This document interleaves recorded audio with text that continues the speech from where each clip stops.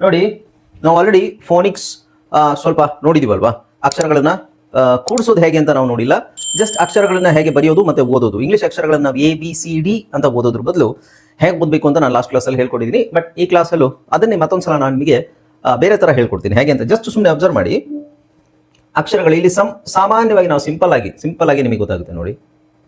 Okay, so ಇಲ್ಲಿ ಕನ್ನಡದಲ್ಲಿ ಅಕ್ಷರಗಳಿದ್ದಾವೆ ಅಲ್ವಾ. ಕನ್ನಡದಲ್ಲಿ ಏನಂತಿದೆ? CAB ಅಂತ ಇದೆ. ಇಲ್ಲೇನಿದೆ? ಸಣ್ಣದು ನೋಡೋಣ. ROB MOB. ಕನ್ನಡದಲ್ಲಿ ನಾನು ಬರೆದಿದ್ದೀನಿ. ಇದನ್ನೇ ನಾವು ಇಂಗ್ಲೀಷಲ್ಲಿ ಬರೆಯೋದಾದ್ರೆ ಇಂಗ್ಲೀಷಲ್ಲಿ ನಾನು ಬರಿತೀನಿ.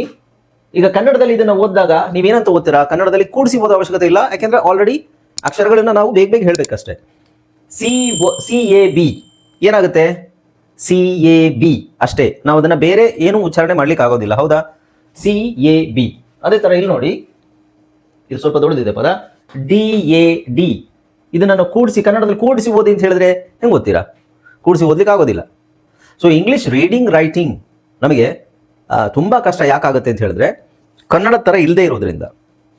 ಈಗ ಇಲ್ಲಿ ನೋಡಿ, ಇದನ್ನ ಓದಿ ಅಂತ ಹೇಳಿದ್ರೆ ಎಲ್ಲರೂ ಹೆಂಗ್ ಓದ್ತೀರಾ? CAB ಅಂತ ಓದ್ತೀರಾ. ಆದ್ರೆ ನಾನು ಇದನ್ನೇ ಇಂಗ್ಲಿಷಲ್ಲಿ ಬರ್ದ. ಹಾಯ್ ಫ್ರೆಂಡ್ಸ್, ಇದೊಂದು ವಿಶೇಷ ಸೂಚನೆ. ನಮ್ಮಲ್ಲಿ ಇದೀಗ ಆನ್ಲೈನ್ ಸ್ಪೋಕನ್ ಇಂಗ್ಲಿಷ್ ಕೋರ್ಸ್ನ ಹೊಸ ಬ್ಯಾಚ್ ಶುರುವಾಗಿದೆ. ನೀವು ಇನ್ಮೇಲೆ ಎಲ್ಲೂ ಹೊರಗಡೆ ಹೋಗಿ ಇಂಗ್ಲಿಷ್ ಕಲಿಯುವ ಅವಶ್ಯಕತೆ ಇಲ್ಲ. ಮನೆಯಲ್ಲೇ ಕೂತ್ಕೊಂಡು ಯಾವುದೇ ಟೆನ್ಷನ್ ಇಲ್ಲದೆ, ಏನು ಮುಗಿದಿರಲಿಲ್ಲದೆ ಇಂಗ್ಲಿಷ್ ಮಾತಾಡೋದನ್ನ ಕಲಿಯಬಹುದು. ಸ್ನೇಹಿತರೆ, ಸ್ಪೋಕನ್ ಇಂಗ್ಲಿಷ್ ಮಾತ್ರ ಅಲ್ಲ, ನಿಮಗೆ ಇಂಗ್ಲಿಷ್ನ ಓದಲಿಕ್ಕೆ ಬರಲಿಕ್ಕೆ ಬರಲ್ಲ ಅಂತ ಇಟ್ಕೊಳ್ಳಿ. ಈಗ ಇಂಗ್ಲಿಷಲ್ಲಿ ನಿಮಗೆ ಓದಲಿಕ್ಕೆ ಬರಲಿಕ್ಕೆ ಬರಲ್ಲ, ಬರೀ ನಿಮಗೆ ABCD ಮಾತ್ರ ಗೊತ್ತು, ಅಥವಾ ABCD ಗೊತ್ತಿಲ್ಲ ಅಂತ ಇಟ್ಕೊಳ್ಳಿ. ಸೊ ABCD ಗೊತ್ತಿಲ್ಲ ಅಂತ ಪರವಾಗಿಲ್ಲ, ನಾವು ನಿಮಗೆ ಇಂಗ್ಲಿಷ್ನ ಬೇಸಿಕ್ ಇಂದನೇ ಓದಲಿಕ್ಕೆ ಮತ್ತೆ ಬರಲಿಕ್ಕೆ ಸಹ ಹೇಳ್ಕೊಡ್ತೀವಿ. ಅದು ಅಲ್ಲದೆ ನೀವು ಒಂದು ವೇಳೆ ಕನ್ನಡ ಬರಲ್ಲ ಅಂತ ಇಟ್ಕೊಳ್ಳಿ, ಕನ್ನಡನೂ ಹೇಳ್ಕೊಟ್ಟು ಕನ್ನಡದಿಂದ ಇಂಗ್ಲಿಷ್ನ ಹೇಗೆ ಓದೋದು, ಕನ್ನಡನೂ ನಾವು ಹೇಳ್ಕೊಟ್ಟು ಅದರ ಮೂಲಕ ಇಂಗ್ಲಿಷ್ನ ಹೇಗೆ ಕಲಿಯೋದು ಅನ್ನೋದನ್ನ ನಾವು ಈ ಕೋರ್ಸಲ್ಲಿ ಇನ್ಕ್ಲೂಡ್ ಮಾಡಿದ್ದೀವಿ. ಸ್ನೇಹಿತರೆ, ಈ ಕೋರ್ಸನ್ನ ಚಿಕ್ಕ ಮಕ್ಕಳನ್ನು ಹೊರತುಪಡಿಸಿ ಬೇರೆ ಯಾರು ಬೇಕಾದ್ರೆ ಈ ಕೋರ್ಸ್ಗೆ ಜಾಯ್ನ್ ಆಗಬಹುದು. ನೀವು ಕೆಲಸ ಹೋಗೋರು ಇರ್ಬೋದು, ಮನೆಯಲ್ಲಿ ಇರ್ಬೋದು, ಅಥವಾ ನೀವು ಯಾವುದೋ ಒಂದು ಬಿಸ್ನೆಸ್ ಮಾಡ್ತಾ ಇರ್ಬೋದು. ಓಕೆ, ಸೊ ಯಾರು ಬೇಕಾದ್ರೂ ಈ ಕೋರ್ಸ್ನ ಜಾಯ್ನ್ ಆಗಬಹುದು. ಹಾಗಾದ್ರೆ ಸ್ನೇಹಿತರೆ, ತಡ ಯಾಕೆ? ಈ ಸ್ಪೋಕನ್ ಇಂಗ್ಲಿಷ್ ಕೋರ್ಸ್ ಮತ್ತು English basic reading and writing ಕೋರ್ಸ್ನ ಜಾಯ್ನ್ ಆಗಬೇಕು ಅಂತ ಆಸಕ್ತಿ ಇರೋರು ಈ ಕೂಡಲೇ ನಿಮ್ಮ ಫೋನ್ ತೆಗೆದುಕೊಳ್ಳಿ ಹಾಗೂ ಇಲ್ಲಿ ಬರ್ತಿರುವಂತಹ ನಂಬರ್ಗೆ ಅಥವಾ ಕೆಳಗಡೆ ಬರ್ತಾ ಇರುವಂತಹ ನಂಬರ್ಗೆ ನೀವು ಕರೆ ಮಾಡತಕ್ಕದ್ದು ಅಥವಾ ವಾಟ್ಸ್ಆಪ್ನಲ್ಲಿ ಸಂಪರ್ಕಿಸಿ ನಿಮ್ಮ ಹೆಸರನ್ನ ರಿಜಿಸ್ಟರ್ ಮಾಡ್ಕೊಳ್ಳಿ. ಈಗ ಇದನ್ನ ಹೆಂಗ್ ಓದಬೇಕು ನಾವು ಇಂಗ್ಲಿಷಲ್ಲಿ? CAB. ಬಟ್ ಇದರ ಉಚ್ಚಾರಣೆ ಏನು? ಕ್ಯಾಬ್. ಫಸ್ಟಿಗೆ ನೀವು ಇದನ್ನ ಇಂಗ್ಲೀಷಲ್ಲಿ ಕನ್ನಡದಲ್ಲಿ ಓದಿ ಅಂತ ಹೇಳಿದ್ರೆ ಏನಂತ ಓದಿದ್ರಿ? CAB ಅಂತ ಓದಿದ್ರಿ. ಇದು ಈ ತರ ನಾನು ಬರೆದಾಗ ಇದನ್ನ CAB ಅಂತ ಸ್ಪೆಲ್ಲಿಂಗ್ ಓದಿದ್ವಿ. ಆದ್ರೆ ಅದರ ಉಚ್ಚಾರಣೆ ಫುಲ್ ಪದ ಏನಾಗುತ್ತೆ? ಕ್ಯಾಬ್. ಅದೇ ಈಗ ROB ಅಂತಿದೆ. ಇದನ್ನ ಓದ್ರಿ ಅಂತ ಹೇಳಿದ್ರೆ ನೀವು ಹೆಂಗ್ ಓದ್ತೀರಾ? ROB ಅಂತಾನೆ ಓದ್ತೀರಾ. ನಾನು ಅದನ್ನ ಅಕ್ಷರ ಬರಿತೀನಿ. ROB. ಈ ತರ ಬರೆದಾಗ ನೀವೇನು ಓದ್ತೀರಾ? ಈಗ ಇದನ್ನ ROB ಅಂತ ಓದ್ತೀರಾ, ರಾಬ್ ಅಂತ ಓದ್ತೀರಾ?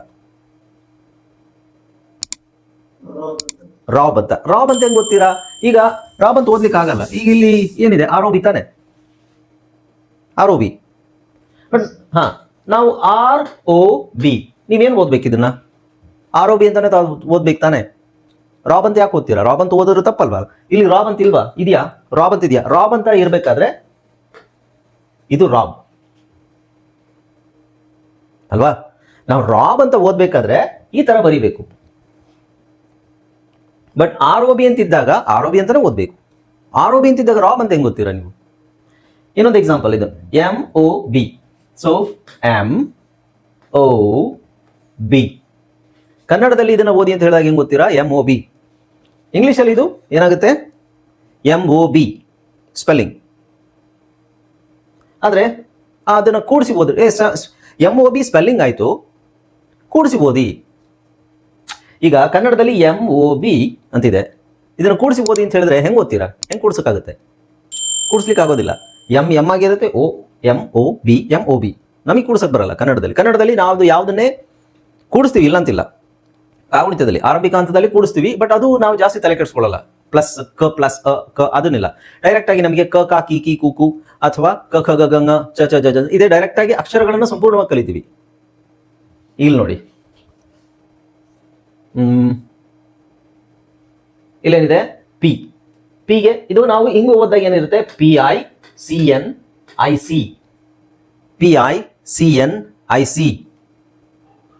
ಓಕೆ, ಈಗ ನಾವು ಇದನ್ನ ಓದಿದಾಗ ಯಾರೋ ಕಾಲ್ ಮಾಡಿ, ಇಲ್ಲಿ ಅಕ್ಷರಗಳಿದ್ದಾವೆ. PICNIC. ಇದನ್ನ ನೀವು ಕೂಡಿಸಿ ಬರೀರಿ ಅಂತ ನಾನು ನಿಮಗೆ ಹೇಳ್ತೀನಿ. ಕೂಡಿಸಿ ಬರೀರಿ ಅಂತ ಹೇಳಿದಾಗ ನೀವೇನ್ ಮಾಡ್ತೀರಾ?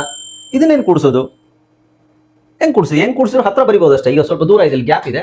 ಗ್ಯಾಪ್ನ ನೀವು PICNIC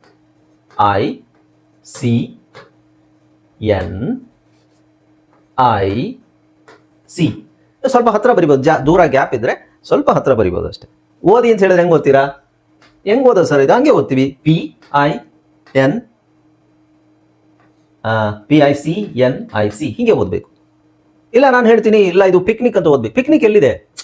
ಪಿಕ್ನಿಕ್ ಅಂತ ಹೆಂಗ್ ಓದಕ್ಕಾಗುತ್ತೆ ಸರ್ ಅಂತ ನೀವು ಕೇಳ್ತೀರಾ. ಈಗ PIC, ಈಗ ಇದನ್ನೇ ಬರೀತೀನಿ ನಾನು, PICNIC.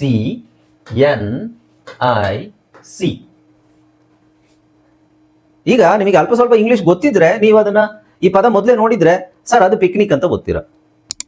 ಬಟ್ ಕನ್ನಡದಲ್ಲಿ ನಾನು ಬರೆದಾಗ ಏನಂತ ಓದಿದ್ರಿ? PINIC ಅಂತ ಓದಿದ್ರಿ. ಇಂಗ್ಲಿಷಲ್ಲಿ ಬರೆದಾಗ ಪಿಕ್ನಿಕ್ ಅಂತ ಓದಿದ್ರಿ. ಅದು ಹೇಗೆ ಸಾಧ್ಯ ಅಲ್ವಾ? ಸೊ ಇದರ ಅರ್ಥ ಏನು? ನಮಗೆ ಇದರಲ್ಲಿ ಫೋನೀಮ್ಸ್ ಅಂಡ್ ಸ್ಪೆಲ್ಲಿಂಗ್ಸ್ ಅಂತ ಇದೆ. ಫೋನೀಮ್ಸ್ ಅಂಡ್ ಸ್ಪೆಲ್ಲಿಂಗ್ಸ್ ಏನು? ನಾನು ಹೇಳಿದ್ನಲ್ಲ PINIC. ಈಗ ಸ್ಪೆಲ್ಲಿಂಗ್ಸ್ ಏನು?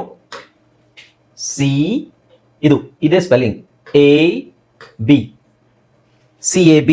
ಇದರ ಉಚ್ಚಾರಣೆ ಏನು? ಇದನ್ನ ಹೆಂಗ್ ಓದೋದು? ಕೂಡಿಸಿ ಓದ್ರಿ. ಇಂಗ್ಲಿಷಲ್ಲಿ ಅಕ್ಷರಗಳನ್ನು ಕೂಡಿಸಿ ಓದ್ರಿ ಅಂತ ಹೇಳಿದ್ರೆ ಏನರ್ಥ? ಕ್ಯಾಬ್. ಇದು ಕ್ಯಾಬ್ ಆಗುತ್ತೆ. ROB ಏನಾಗುತ್ತೆ? ಇದು ರಾಬ್.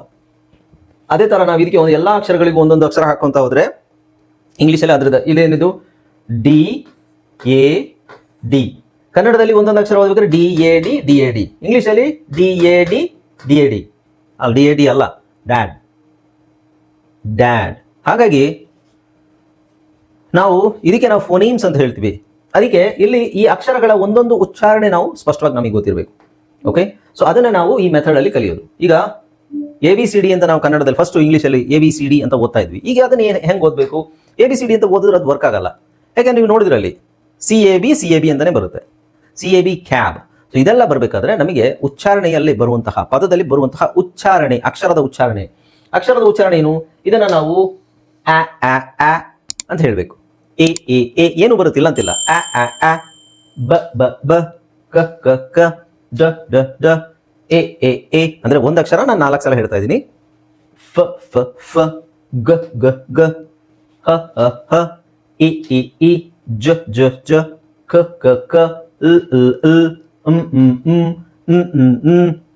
ಅಂತ ಹೇಳ್ಬೇಕಂದ್ರೆ ಈ ಅಕ್ಷರನ ನಾವು ಏನ್ ಮಾಡ್ಬೇಕು? ಸಾಮಾನ್ಯವಾಗಿ ನಾವು ABCD ಹೆಂಗೆ ಹೇಳ್ತೀವಿ ಹಂಗೆ ಹೇಳ್ದೇನೆ ಈ ಅಕ್ಷರಗಳಿಗೆ ಉಚ್ಚಾರಣೆ ಈ ಪದದಲ್ಲಿ ಬರುವಾಗ ಯಾವ್ದು ಉಚ್ಚಾರಣೆ ಬರುತ್ತೆ? ಇದೇ ಬರೋದು. ಯಾವುದು? ಏನ ನಾವು ಆ ಅಂತ ಹೇಳ್ತೀವಿ, ಬಿ ನ ಬ ಅಂತ ಹೇಳ್ತೀವಿ, ಸಿ 2 ಸೌಂಡ್ ಇದೆ, ಕ ಸ ಡ ಎ ಫ ಗ ಜ ಈ ತರ ಹೇಳ್ಬೇಕು ಅಕ್ಷರಗಳನ್ನ. ಇದು ನಿಮಗೆ ಡೌಟ್ ಆಗುತ್ತೆ, ಏನಿದು ಹಿಂಗಿದೆಯಲ್ಲ ಅಂತ. ಅದು ಹಂತವಾಗಿ ನಿಮಗೆ ಗೊತ್ತಾಗುತ್ತೆ. ಅದು ಹಂತವಾಗಿ ಕರೆಕ್ಟ್ ಆಗಿ ನೀವು ಪ್ರೊಸೀಜರ್ ಫಾಲೋ ಮಾಡೋದು ಗೊತ್ತಾಗುತ್ತೆ. ಇಲ್ಲೇ ನಾನು ಕನ್ನಡದಲ್ಲೇ ಬರೀತೀನಿ ನೋಡಿ. ಈಗ ಉದಾಹರಣೆಗೆ ಇಲ್ಲಿ ಒಂದು ಅಕ್ಷರಗಳನ್ನು ಕೂಡ್ಸೋಣ. ಡ್ಯಾಡ್ ನಾನು ಹೇಳ್ತೀನಿ ನಿಮಗೆ, ಇಂಗ್ಲಿಷಲ್ಲಿ ಈ ತರ ಬರೀರಿ, ಡ್ಯಾಡ್ ಅಂತ ಬರಿಬೇಕು. ಡ್ಯಾಡ್ ಸ್ಪೆಲ್ಲಿಂಗ್ ಏನು? DAD. ಸೊ ಇದರ ಅರ್ಥ ಏನು? ಈ ಡಿದು ಉಚ್ಚಾರಣೆ ಏನು? ಡ ಅಲ್ವಾ? ಡಿದು ಉಚ್ಚಾರಣೆನ ನಾವೇನ್ ಹೇಳ್ತಾ ಇದ್ದೀವಿ? D = D. ಇದಲ್ಲ. ಡಿದು ಸರಿಯಾದ ಉಚ್ಚಾರಣೆ ಪದದಲ್ಲಿ ಬಂದಾಗ ಡ. ಸೊ ಹಾಗಾದ್ರೆ ಇದು ಏನು? D+A ಏನಾಗುತ್ತೆ? D+A ಸೇರಿ ಇವೆರಡೂ ಸೇರಿದಾಗಲೇ ನಮಗೆ ಡ್ಯಾ ಅಂತ ಸಿಗೋದು. ಡ್ಯಾ, ರೈಟ್? ಹಾಗಾದ್ರೆ ಡಿದು ಉಚ್ಚಾರಣೆ ಏನು? ಹೇಳ್ದಂಗೆ ಡ. ಎದು ಉಚ್ಚಾರಣೆ ಏನು? ಅಲ್ಲೇನಿದೆ ನೋಡಿ, ಆ. ಇವೆರಡೂ ಸೇರಿದಾಗ ಡ್ಯಾ ಆಗುತ್ತೆ. ಅಂದ್ರೆ ಅಕ್ಷರಗಳನ್ನ ನಾವು ಕೂಡಿಸ್ತೀವಲ್ವಾ? ಇಂಗ್ಲಿಷಲ್ಲಿ ಅಕ್ಷರಗಳನ್ನ ಕೂಡಿಸೋದು ಅಂದ್ರೆ ಅದರ ಉಚ್ಚಾರಣೆ ಫೋನೀಮ್ಸ್ ಅಂತ ಹೇಳ್ತೀವಿ. ಅದಕ್ಕೆ ಫೋನೀಮ್ಸ್ ಅಂದ್ರೆ ಏನು? ಅಕ್ಷರಗಳ ಉಚ್ಚಾರಣೆ. ಒಂದು ಸಣ್ಣ ಅಕ್ಷರ ಡ, ಆ. ಅದಕ್ಕೆ ನಾವೇನ್ ಕಲಿಬೇಕು? ಆ ಬ ಡ ಎ ಈ ತರ ಕಲಿಬೇಕು. ನಾವು ABCD ಅಂತ ಕಲಿತ್ರೆ ಅದು ಅಕ್ಷರಗಳು ಸ್ಪೆಲ್ಲಿಂಗ್ ಹೇಳ್ಬೋದು ಅಷ್ಟೇ. ಈ ಉದಾಹರಣೆ ನಾನು ಹೇಳಿದ್ನಲ್ಲ, ನೀವು ಸ್ಪೆಲ್ಲಿಂಗ್ ಬರೀಬಹುದು. ಹೆಂಗ್ ಬರೀತೀರಾ? DAD. ಕನ್ನಡದಲ್ಲಿ ಈ ತರ ಇದೆ ಅಂತ ಇಟ್ಕೊಳ್ಳಿ. ಇದಕ್ಕೆ ಬರೀರಿ, ಇಂಗ್ಲಿಷಲ್ಲಿ ಬರೀರಿ ಅಂತ ಹೇಳಿದ್ರೆ ಬರಿಬಹುದು. ಹೆಂಗೆ? ಡಿ ಗೊತ್ತು, ಈ ತರ ಬರೀತೀರಾ. ಓಕೆ, ಈಗ ನಾನು ಹೇಳ್ತೀನಿ ಅಕ್ಷರಗಳನ್ನು ಕೂಡಿಸಿ ಓದ್ರಿ ಗೊತ್ತಿರೋರು ಡ್ಯಾಡ್ ಅಂತ ಓದ್ತೀರಾ. ಕೂಡ್ಸಕ್ಕೆ ಗೊತ್ತಿಲ್ಲದೆ ಇರೋರು ಹೆಂಗ್ ಓದ್ತೀರಾ? ನಿಮಗೆ ABCD ಮಾತ್ರ ಗೊತ್ತು, ಬೇರೆ ಕೂಡಿಸಿ ಓದ್ಲಿಕ್ಕೆ ಗೊತ್ತಿಲ್ಲ ಅಂತ ಇಟ್ಕೊಳ್ಳಿ, ಅದು ಹೆಂಗ್ ಡ್ಯಾಡ್ ಅಂತ ಓದ್ತೀರಾ? ಕಷ್ಟ ಆಗುತ್ತೆ ಅಲ್ವಾ? ಇದನ್ನೇ ನಾವು ಕಲಿಯೋದು. ಓಕೆ, ಸೊ ಇದಕ್ಕೆ ನಾನು ಹೇಳಿದಾಗೆ ಫೋನಿಕ್ಸ್ ಅಂತ ಹೇಳ್ತೀವಿ. Phonics, yes. ಸೊ ಇದು ಆಲ್ರೆಡಿ ನಾನು ಕಳೆದ ಕ್ಲಾಸಲ್ಲೆಲ್ಲ ಮಾಡಿದ್ದೀನಿ. ಈಗ ಇವತ್ತಿನ ಕ್ಲಾಸಲ್ಲಿ ಏನು ಮಾಡಬೇಕು ಅಂದರೆ, ಬೇಸಿಕ್ ಆಗಿ ಕಳೆದ ಕ್ಲಾಸಲ್ಲಿ ನಾನು ನಿಮಗೆ ವೊವೆಲ್ಸ್ ಅಂತ ಹೇಳಿದ್ದೆ. ವೊವೆಲ್ಸ್ ನೀವು 5 ಅಕ್ಷರ ಸರಿಯಾಗಿ ಉಚ್ಚಾರಣೆ ಮಾಡ್ಲಿಕ್ಕೆ ಬರಲಿಲ್ಲ ಅಂದರೆ ಖಂಡಿತ ನಿಮಗೆ ಇಂಗ್ಲೀಷ್ ಬರೋದಿಲ್ಲ ಅಂತ ಹೇಳಿದೆ. ಬೇಸಿಕ್ಲಿ ನೀವು ಕಲಿಬೇಕಾಗಿರೋದೇನು,